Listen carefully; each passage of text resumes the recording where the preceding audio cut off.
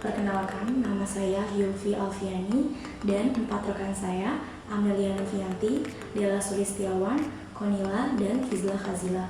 Kami dari Program Studi Pendidikan Pancasila dan Kewarganegaraan Universitas Negeri Jakarta yang sedang mengajar di SMA Negeri 54 Jakarta. Pada pertemuan hari ini, kami akan membahas pelajaran PPKN, yaitu materi membangun kehidupan yang demokratis di Indonesia. Media pembelajaran pada pertemuan hari ini yaitu PowerPoint dan juga video, di mana metode yang digunakan yaitu problem based learning dan juga discovery learning, serta dipadukan dengan pendekatan saintifik sehingga diharapkan tujuan pembelajaran pada hari ini siswa dapat mengetahui pentingnya kehidupan yang demokratis. Lalu siswa juga diharapkan dapat menerapkan perilaku yang mendukung tegaknya nilai-nilai demokrasi. Pada pertemuan sebelumnya, pada bab 2 ini telah membahas hakikat demokrasi dan dinamika penerapan demokrasi Pancasila. Maka pada hari ini kita akan membahas tentang membangun kehidupan yang demokratis di Indonesia. Pentingnya kehidupan yang demokratis. Nah, apa sih pentingnya kehidupan yang demokratis itu? Nah, sebuah negara dapat disebut dengan negara demokratis apabila di dalam pemerintahannya terdapat 4 poin. Yang pertama, persamaan kedudukan di mata hukum. Kedua, partisipasi dalam pembuatan keputusan.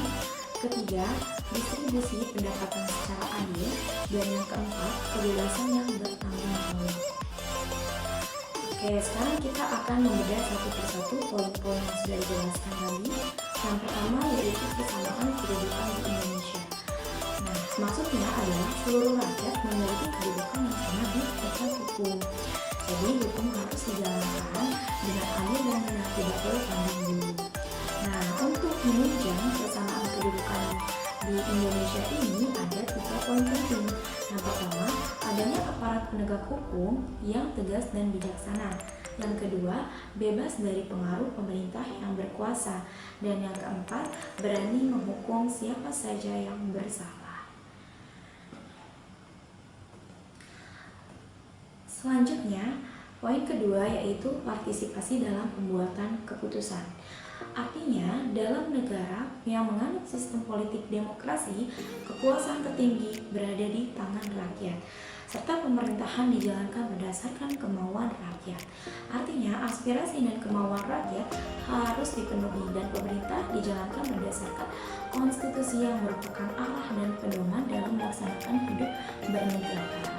Nah, salah satu contohnya adalah partisipasi warga negara untuk memberikan aspirasi dan dalam pembuatan keputusan. Seperti itu. Lalu, poin yang ketiga, distribusi pendapatan secara adil. Artinya, dalam negara demokrasi, semua bidang dijalankan dengan berdasarkan prinsip keadilan termasuk dalam bidang ekonomi. Nah, semua warga negara wajib memperoleh pendapatan yang layak. Dan pemerintah wajib memberikan bantuan kepada fakir dan miskin atau mereka yang berpendapatan rendah. Itu artinya pemerintah bertanggung jawab atas kemakmuran dan kesejahteraan rakyat. Lalu, poin yang keempat itu kebebasan yang bertanggung jawab. Artinya di sini dalam sebuah negara yang demokratis terdapat 4 kebebasan yang penting. Nah, di sini sudah ada pasal-pasal atau dasar hukum. Di sini pertama ada kebebasan beragama. Terdapat pada pasal 28E ayat 2 Undang-Undang Dasar 1945 yang berisi setiap orang bebas memeluk agama dan beribadah menurut agamanya. Artinya kita semua memiliki kebebasan untuk memilih agama yang ingin kita yakini dan menjalankan ibadah sesuai dengan aturan agama tersebut. Oke. Lalu yang kedua yaitu kebebasan pers. Undang-Undang Nomor 40 Tahun 1999 tentang pers pasal 4 ayat 1 menjelaskan bahwa kebebasan pers dijamin sebagai hak asasi warga negara.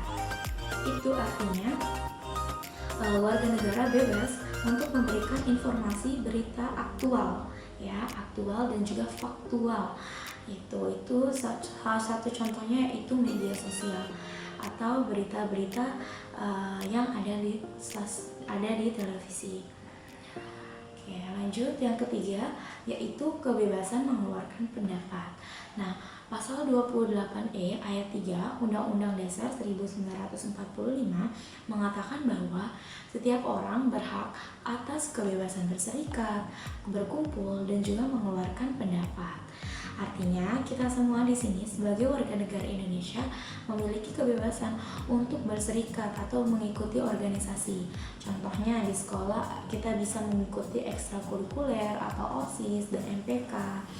Gitu. Kita juga berhak untuk menjalankan roda organisasinya seperti berkumpul dan menyatakan pendapat. Seperti itu. Terus yang keempat, kebebasan berkumpul.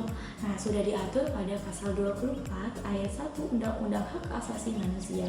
Di situ menjelaskan bahwa setiap orang berhak untuk berkumpul, berapat, dan berserikat untuk maksud-maksud damai. Itu dia tadi bahwa kita diberikan hak untuk berkumpul, berserikat, dan juga menyatakan pendapat asalkan dalam maksud damai, bukan membuat kerusuhan atau provokasi. Itu sangat dilarang. Oke, dari 4 kebebasan ini merupakan hak asasi manusia yang harus dijamin kebebasannya oleh negara dan juga pemerintah.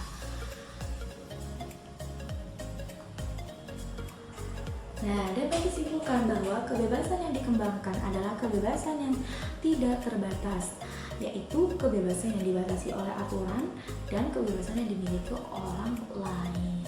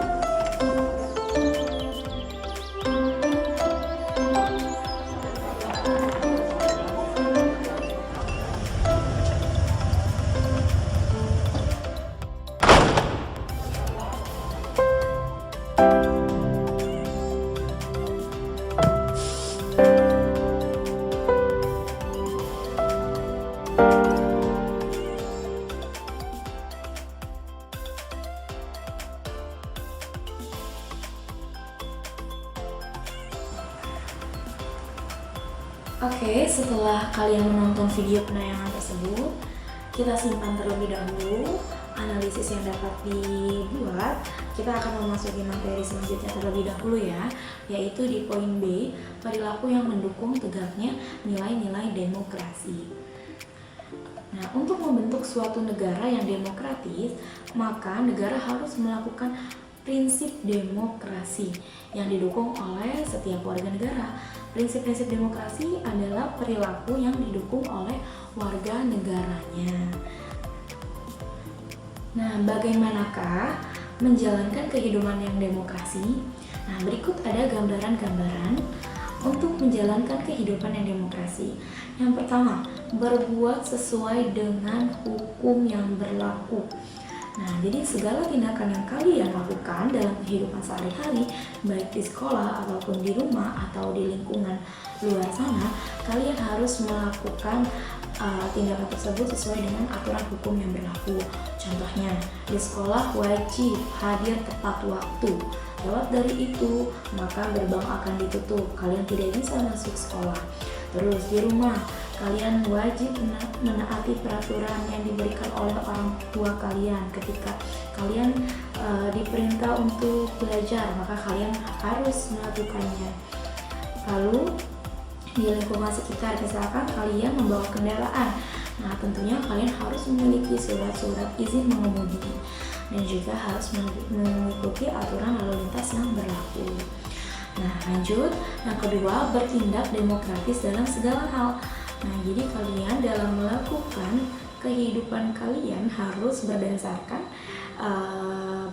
demokratis. Artinya, misalkan kalian untuk menentukan keputusan harus melakukan musyawarah serta mufakat.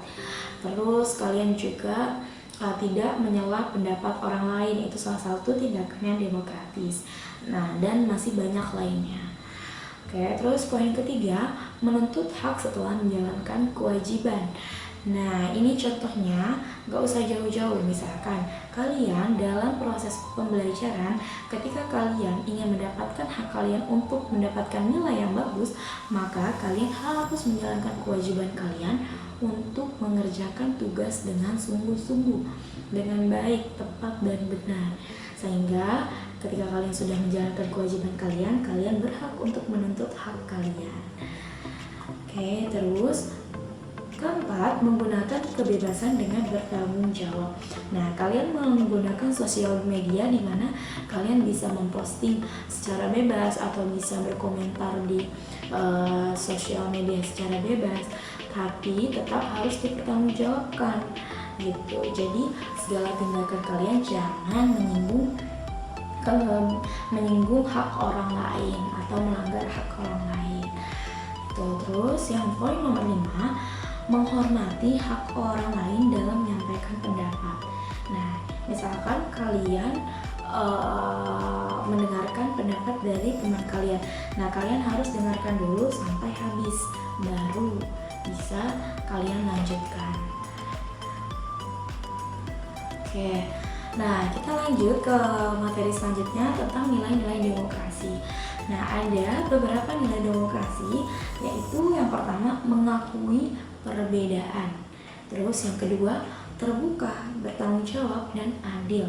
Yang ketiga, saling menghormati dan menghargai. Dan yang keempat, anti kekerasan, damai, dan kerjasama. Nah, keempat poin ini merupakan nilai-nilai yang harus ditanamkan pada prinsip demokrasi gitu. Oke, kita lanjut. Bagaimana sih untuk menunjang keberhasilan sebuah negara yang demokratis? Nah, berikut perilaku yang dapat kita lakukan untuk menunjang keberhasilannya sistem demokratis di Indonesia. Yang pertama, menghargai pendapat atau saran dari orang lain. Jadi ketika kalian mendapatkan saran serta kritik atau kalian mendengarkan pendapat dari orang lain, kalian harus menghargainya, dengarkan sampai habis, terima dengan legowo seperti itu. Terus kalian juga harus berbesar hati menerima perbedaan. Seperti yang kita ketahui, negara Indonesia merupakan negara yang beraneka ragam, baik secara ras, suku, budaya, dan juga agama. Nah, keberagaman tersebut harus diterima gitu. Itulah salah satu sikap toleransi kita sesama manusia. Oke, lanjut selanjutnya, mengembangkan sikap saling percaya, jujur, dan rasa keadilan dalam berbagai aspek kehidupan. Yang paling penting dalam hidup kalian, dalam melakukan aktivitas kalian itu harus saling percaya. Kalian harus jujur dan juga harus menerapkan rasa keadilan yang dilakukan pada aspek kehidupan. Oke, terus yang dapat kalian lakukan selanjutnya yaitu mengutamakan musyawarah untuk mengambil keputusan.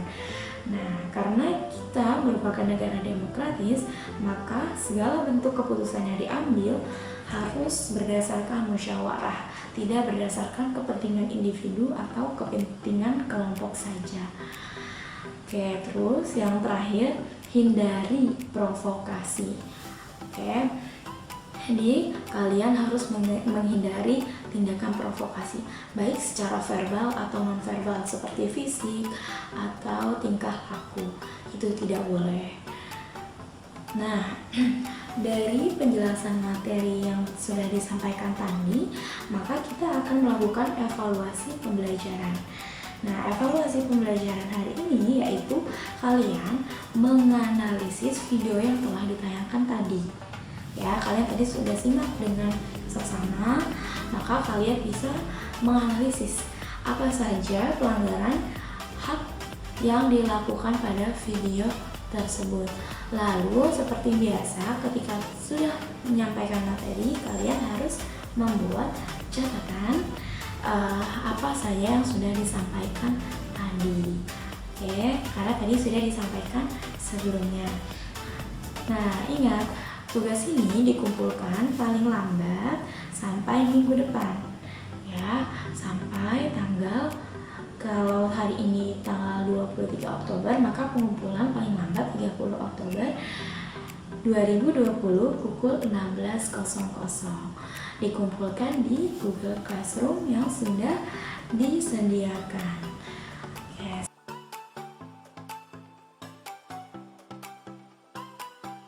Pada proses pembelajaran jarak jauh yang kami lakukan di SMA Negeri 54 Jakarta, metode penilaian yang kami gunakan, yang pertama, penilaian sikap spiritual siswa. Misalnya, kebiasaan berdoa sebelum atau sesudah aktivitas pembelajaran. Nah, ada 4 aspek yang dinilai. Pertama, berdoa sebelum memulai belajar. Yang kedua, berdoa sesudah melaksanakan belajar. Ketiga, berdoa sebelum mengerjakan tugas. Dan yang keempat, berdoa sesudah mengerjakan tugas.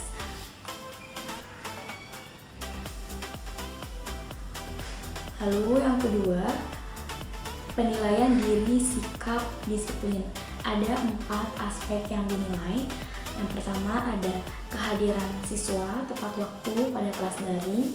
Kedua, sikap proaktif dalam mengikuti pembelajaran daring. Yang ketiga, memahami materi pembelajaran daring. Dan yang keempat, mengikuti pembelajaran sesuai dengan waktu pertemuan. Di sini penilaiannya berdasarkan tidak pernah skornya 1, terus kadang-kadang skornya 2, sering skornya 3, dan selalu skornya 4. Lalu penilaian pengetahuan. Nah, untuk penilaian pengetahuan ini guru memberikan tugas berupa soal atau penugasan artikel dan lain sebagainya. Nanti aspek yang dinilai adalah kesesuaian respon dari pertanyaan, terus yang kedua keserasian pemilihan katanya, ketiga kesesuaian penggunaan tata bahasa, dan yang keempat ketepatan waktu menjawab. Nah, akan diberikan 100 kategori sangat baik, lalu 75 kategori baik, 50 kategori kurang baik, dan 25 kategori tidak baik. Oke, cara mencari nilainya yaitu jumlah skor yang diperoleh siswa dibagi jumlah skor maksimal dikali skor idealnya 100. Tadi telah disampaikan materi pembelajaran pada pertemuan ke-8, di mana sudah membahas bab kedua dan subbab terakhir yaitu subbab ketiga, sehingga saya ingin menyampaikan beberapa pendapat serta saran kelebihan dan kekurangan pada proses pembelajaran jarak jauh kali ini.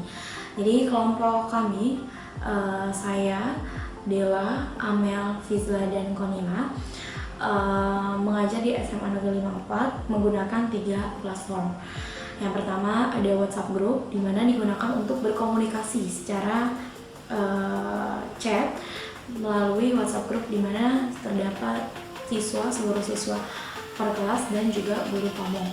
Lalu yang kedua, kita menggunakan platform Google Classroom untuk memberikan materi serta mengumpulkan materi, dan yang ketiga kita menggunakan media Zoom gitu.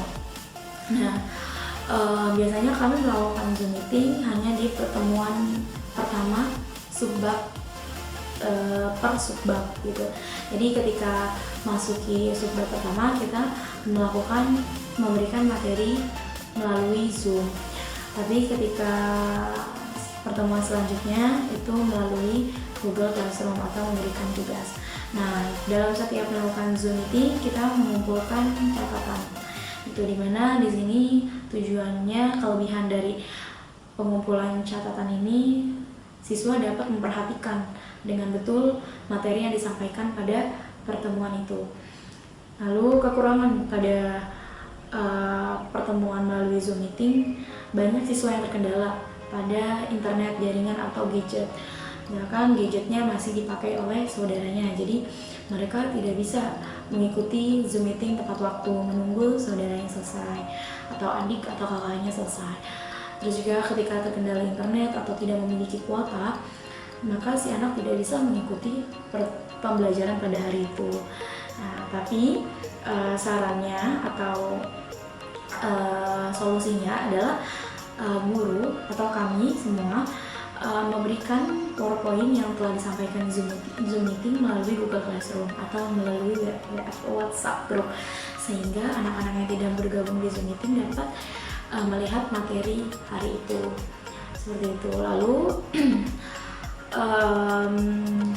kekurangannya pada proses pembelajaran ini, guru tidak bisa berinteraksi secara langsung atau tidak bisa memperhatikan siswanya secara langsung karena keterbatasan pertemuan atau tatap muka, bukan tatap muka tapi pertemuan virtual, tatap muka secara virtual, sehingga guru tidak bisa memperhatikan anak tersebut mengikuti pelajaran dengan serius atau tidak, atau anak tersebut sudah menggunakan seragam sesuai dengan aturan atau tidak.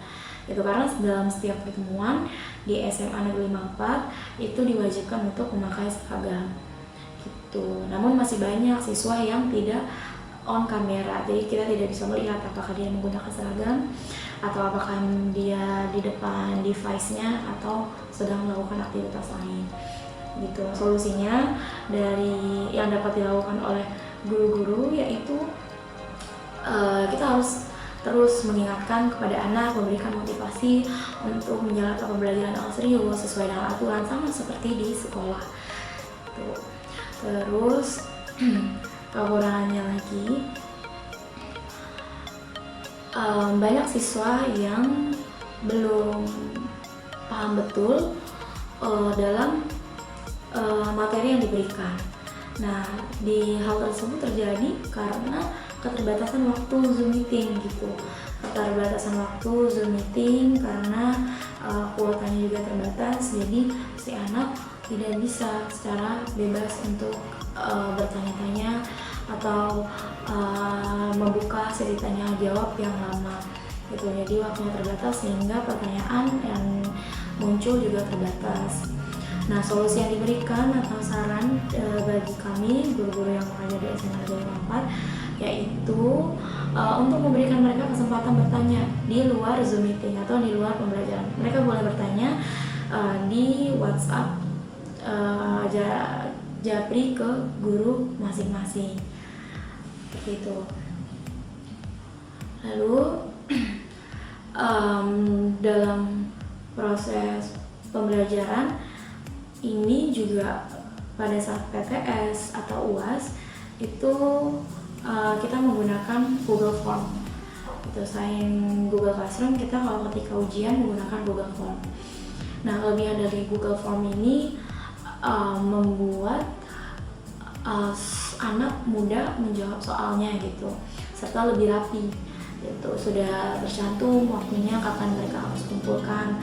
Lalu guru juga mudah untuk mengoreksi jawaban si anak, tapi masih ada kekurangan pada media ini atau platform Google Form ini, dimana ketika diberikan soal esai tidak disarankan untuk menggunakan Google Form karena tidak bisa memberikan nilai yang sesuai gitu, tidak bisa memberikan nilai yang sesuai dengan jawabannya, seperti itu.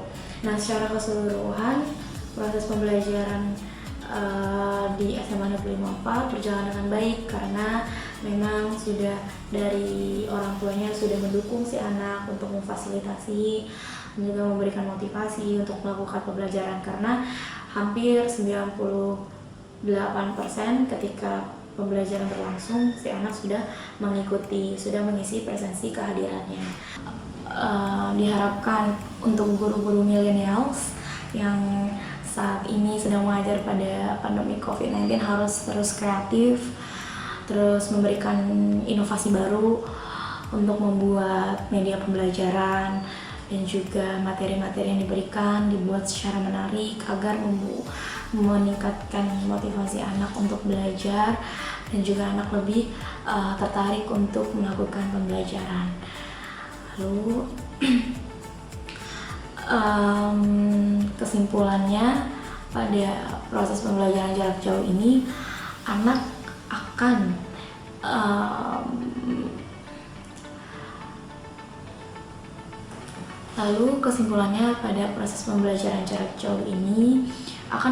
anak akan termotivasi untuk belajar lebih giat atau tetap semangat dalam PJJ ketika guru dapat memberikan materi atau pembelajaran yang menarik, tidak monoton. Ada kreatif atau inovatif baru dari guru. Oke, demikian laporan PKM dari kelompok kami. Kurang lebihnya mohon maaf. Semoga video ini dapat bermanfaat untuk teman-teman semua, termasuk teman-teman yang akan melaksanakan PKM di kedepannya. Terima kasih, saya tutup. Wassalamualaikum warahmatullahi wabarakatuh.